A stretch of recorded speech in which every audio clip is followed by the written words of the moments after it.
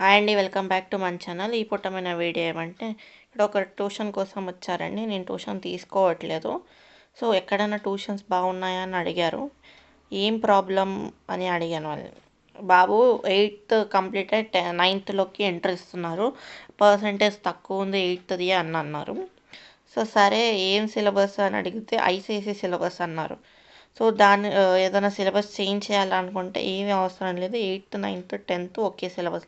దానికన్నా ముందు వాళ్ళు సిబిఎస్ఈ సిలబస్ చదివాడంట బాబు. మరి దానికన్నా ముందు స్టేట్ సిలబస్. ఇలా సిలబస్లు మారుతూ వెళ్తూ ఉంటే టీచింగ్ కూడా మారుతూ వెళ్తుండండి. సో పిల్లల్ని ఒకే లెవెల్ ఒకే సిలబస్లో చదివించడం ట్రై చేయండి. సో స్టేట్ సిబిఎస్ఈ చదివితే మంచిది, ఐసిఐసి చదివితే మంచిది. మంచిది కానీ పర్టికులర్గా యూజ్ ఉంటుంది దానికి.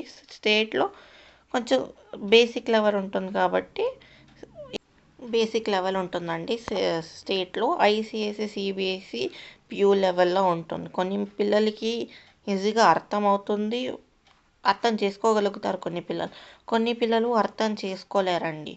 సో వాళ్ళ మెంటాలిటీ బట్టి మనం సిలబస్ని ఏ సిలబస్ చదివితే బాగుంటుంది పిల్లలు వీళ్ళ మెంటాలిటీకి అనేది అలా చదివించండి.